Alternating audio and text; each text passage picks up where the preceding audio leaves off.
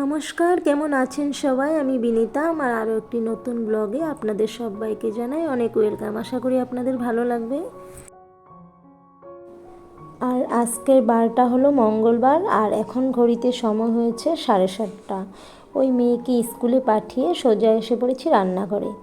তারপরে এই তো নুনটা একটু কমই ছিল কৌটোতে, তার জন্য নুনটা আমি ঢেলে নিলাম। আর এইদিকে দেখো যা যা সবজি আজকে রান্নার জন্য দরকার হবে সেগুলো আমি ফ্রিজের থেকে বের করে নিয়েছি। আর এদিকে আলু গোল গোল করে কেটে নিয়েছি। আলুটাকে একটু চিপস আলু ভাজা করব, এটা মেয়ের জন্য। মেয়ে এই ভাজাটা খেতে অনেকটাই ভালোবাসে। আর ওইদিকে মুগ ডালটা ভেজে আমি প্রেসারে দিয়ে দিয়েছি, মুগ ডালটাও সেদ্ধ হয়ে গেছে। আর মুগ ডালের মধ্যে না একটা কোয়াশ কেটে দিয়ে দিয়েছিলাম। প্রতিদিনই তো আমি ডালে কিছু না কিছু দিয়ে থাকি, আজকে দিয়েছি কোয়াশ। আর ওইদিকে ভাতটাও বসিয়ে দিয়েছি। আর এখানে এখন আমি সবজিগুলোকে কেটে রেডি করে নেব। আর আজকে রান্নাটা যেহেতু নিরামিষ করব, তার জন্য ভাবলাম বাঁধাকপিটা বানিয়ে নেই। আর কালকেই বাজার এনেছে ঋষিকার পাপা, এই রবিবারে তো বাজার করেনিও। আর একটু সময় হয়নি, মেয়েকে নাচের ক্লাসে নিয়ে গেছিলো, তাই একটু মাংস এনেছিল। মাংস আনতে গিয়ে কিন্তু কাঁচা লঙ্কা আর আদাটা এনেছিল। আর বাজার কিন্তু করার সময় পায়নি, তার জন্য বাজার আনেনি। আর সোমবারে মানে গতকালকে বাজারটা এনেছে, বাজারে এনেছে ওই আলু, পটল, টমেটো এগুলো এনেছে। আর রান্নার জন্য এখন কি বাঁধাকপিও এনেছিল, তার জন্য বাঁধাকপিটা ভাবলাম বানিয়ে নিই। আর এইদিকে পটল আলুর তরকারিটা করে নেব। কারণ পটলটা না বেশি দিন থাকলে কিন্তু একদমই পেকে যায়। বেশি দিন মানে কি 2-4 দিন হয়ে গেলে কিন্তু পেকে যায়, আর সেটা খেতেও ভালো লাগে না। আর এইবার যে আমি পটল আলুর তরকারি বানাইনি, তার জন্য ভাবলাম আজকে মানে পটল আলুর তরকারি বানিয়ে নেব। এমনিতেই পটল আনলে কিন্তু বেশিরভাগ আমাদের ভাজাই খাওয়া হয়, ওই তরকারিটা কিন্তু খাওয়া হয় না। ঋষিকার পাপা এসব এত একটা পছন্দ করে না, কিন্তু ও আজকে না নিজেই বলল যে পটল আলুর তরকারি বানাও, নিরামিষের দিন এই তরকারিটাই বানিয়ে নাও। তারপর এদিকে দেখেন আমি বাঁধাকপিটা এদিকে বানিয়ে নিচ্ছি। বাঁধাকপিটা আমার প্রায় হয়েই গেছে। আর ওইদিকে আলুগুলো ভাজা হয়ে গেছে গোল গোল করে, যেগুলো কেটে রেখেছিলাম। আর এইদিকে পটলের তরকারিটা বানানোর জন্য আলু কেটে রেখেছিলাম। আর আলু ভেজে পটলগুলো একবারে দিয়ে দিলাম। আর ভেবেছিলাম পটলের তরকারিটা এইভাবেই বানাবো সিম্পলভাবে। তারপর ঋষিকার পাপাকে বললাম একটু পাঁপড় দেবো নাকি এইখানে তরকারির মধ্যে। ওর পাপা বললো ঠিক আছে দিয়ে দাও। তখন আবার কী করলাম, দেখলাম পাঁপড় আছে 4-5টা মতো আছে, ওই গোল গোল ছোটো রাউন্ড পাঁপড়গুলো। আর বড় পাঁপড় না শেষ হয়ে গেছিলো, তার জন্য এই পাঁপড়গুলো, এই 5টা পাঁপড়ে কী করলাম ভাজলাম। আর ভেজে পরে তরকারিতে দিয়ে দিলাম। আর নিরামিষের দিনে না একটু পাঁপড় দিয়ে দিলে তরকারিতে অনেকটাই ভালো লাগে খেয়ে। আর আমি তো সেটাই করি সব সময়। আর আজকে ভেবেছিলাম এমনিই বানাবো, কিন্তু আবার ঋষিকার পাপা যেহেতু বললো, তার জন্য আর পাঁপড়গুলো দিয়ে দিলাম তরকারিতে।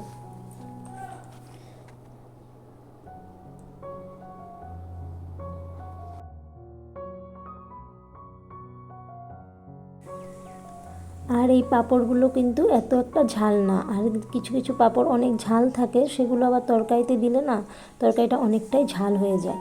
আর ঋষিকাও সেটা খেতে পারে না। আমি তো ভেবেছিলাম তরকারিটা ঝাল হবে, কিন্তু দেখলাম না। আমিও 5টা মতো লঙ্কা দিয়েছি আজকে, কাঁচা লঙ্কা তরকারিটা, কিন্তু পাঁপড়ও দিলাম, তারপরও কিন্তু ঝাল হয়নি। আর এদিকে আদাও দিয়েছিলাম, আদারও তো একটু ঝাল আছে। তারপরে দেখলাম না তরকারিটা ঋষিকা খেতেই পেরেছে, এত একটা ঝাল হয়নি। আর এইদিকে আমার মশলাটাও কিন্তু একবারে কষে গেছে, তার জন্য এখন এখানে জল দিয়ে দিব। মশলাটা কষানি প্রায় হয়েই গেছে। আর জলটা দিয়েই এই পাঁপড়গুলো দিয়ে দেব।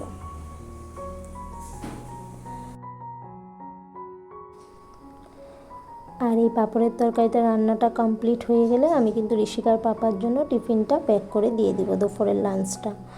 আর এর মধ্যে কিন্তু ঋষিকার পাপা রেডি হয়ে গেছিলো, আমার রান্নাটার জন্য একটু ওয়েট করছিল, তার জন্য আর ঝটপট করে ওর টিফিনটা প্যাক করে দিয়ে দিলাম। তারপর পাঁপড়ের তরকারিটা কড়াইয়ের থেকে নামিয়ে গামলাতে ঢেলে নিলাম। আর তারপর তোমাদের সাথে একটু শেয়ার করলাম। আর এখানে কিন্তু আমি টিফিনটা আগে প্যাক করে দিয়েছি। আর দুপুরের জন্য একটু বাঁধাকপি রয়ে গেছিলো, আর আলুর চিপসগুলো ভাজাগুলো একটু রয়ে গেছিলো। আলুগুলো মানে মেয়েকে দিয়ে দিব ভেবেছিলাম, মেয়ে বাঁধাকপি খাবে না, তারপরে বলল ও খাবে, ওকেও একটু দিলাম। আর খেয়ে ভালোই পেয়েছে।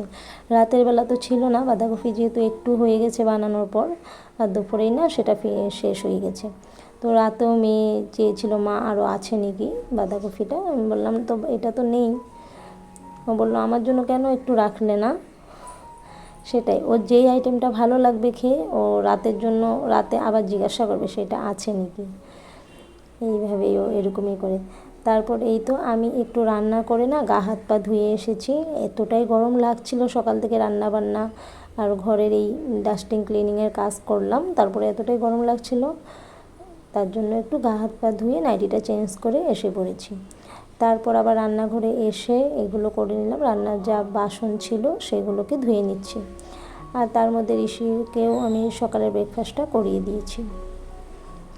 আর এইদিকে বাসন ধোয়া কমপ্লিট হয়ে গেল আমার, আর সব গামলাতে উঠিয়ে আমি এইভাবে ধুয়ে পরে গামলাতে উঠিয়ে রাখি, যেহেতু গামলাটা অনেকটাই বড় আর সেটা না উপরে স্ল্যাবের মধ্যে জায়গা হয় না, জায়গা হয়ে যেত কিন্তু মাঝে একটা পিলার, এই যে এই পিলারটা দেখতেই পাচ্ছেন আপনারা, এই পিলারটার জন্য কিন্তু গামলাটার আর জায়গা হয় না, সেটার জন্য গামলাটা নিচেই রাখি, কখনো কখনো উপরেও রাখি, উপরে রাখলে কিন্তু একটু সাইডে রাখতে হয়, মানে বাসন ধুয়ে যে রাখতে একটু অসুবিধা হয়, একটু দূরে গামলাটা রাখলে বুঝতে পারছেন কীভাবে রাখবো, সেটার জন্য নিচে রাখি, একবারে ধুয়ে পরে গামলার মধ্যে রাখি।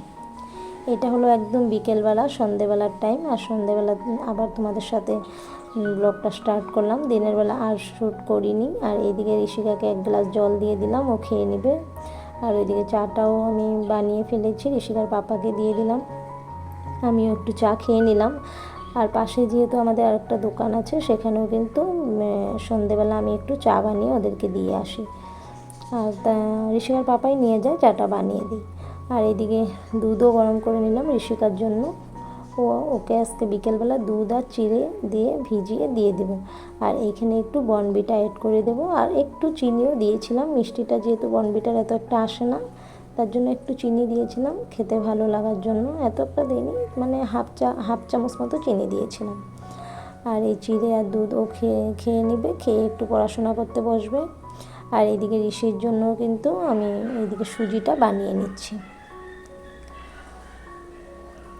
আর সন্ধেবেলার টাইমটা আমার এইভাবেই কাটে, বিকেলের টিফিন বানানো, চা বানানো, বাচ্চাদেরকে খাওয়ানো। তারপরেই তো বললাম কালকে সবজিগুলো এনেছিল, রবিবারে তো আনেনি, আর সবজির সাথে একটু বাজারও এনেছিল, এগুলো একটু গুছিয়ে নেব এখন। এর মধ্যে আমি ঋষিকেও কিন্তু খাইয়ে নিয়েছি। আর বাসন ধোয়ার জন্য কিন্তু ভীম সাবানও শেষ হয়ে গেছিলো, আর আইবার এনেছি, মানে ওই লাইট স্কাই ব্লু কালারের ওই সাবানটা আনেনি ভীমটা, ইয়েলো সাবানটা এনেছে, আর ইয়েলো সাবানের স্মেলটাও কিন্তু অনেকটাই ভালো। আপনারা কিন্তু ইয়েলো সাবানটা কে কে ইউজ করেন আমাকে কমেন্টে জানাবেন। আর তারপর দেখেন এইদিকে আমি কাপড়গুলো ভাঁজ করে নিচ্ছি, সন্ধ্যাবেলা যেগুলো কাজ থাকে যেরকম কাপড় ভাঁজ করা বা সন্ধ্যের টিফিন করা, টিফিনের বাসনগুলো ধোয়া, এসব আমি এখন করে নেব। আর ঋষিকাকেও কিন্তু আমি এইভাবে কাজ করতে করতে একটু পরিয়ে নিচ্ছি।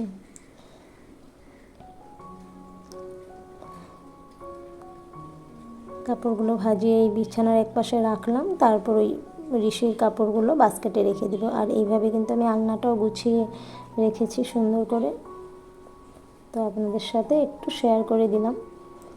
আর তারপরে এসে পড়লাম আবার রান্নাঘরে এই যে চায়ের বাসনগুলো সমস্ত ধুয়ে নিচ্ছি। আজকে দুপুরে কিন্তু আমাদের ঋষিকার আমার যে খাওয়া থালাগুলো সেগুলোও কিন্তু ধুইনি। দুপুরে এই তো খাওয়ার পরে কিন্তু একটু শুয়ে পড়েছিলাম, শরীরটা একটু ভালো লাগছিল না, সারাদিন কাজ করতে করতে একটু ক্লান্ত হয়ে পড়েছিলাম, তার জন্য একটু শুয়ে পড়েছিলাম। আর বাসনগুলো ধোয়া হয়নি, তার জন্য এখন সব বাসন একসাথে ধুয়ে নিচ্ছি। আর এই বাসনগুলো ধোয়া হয়ে গেলে কিন্তু আবার দোকানের টিফিনটাও আমার ধোয়ার থাকে, আর সন্ধেবেলাও কিন্তু অনেকটাই বাসন বের হয়।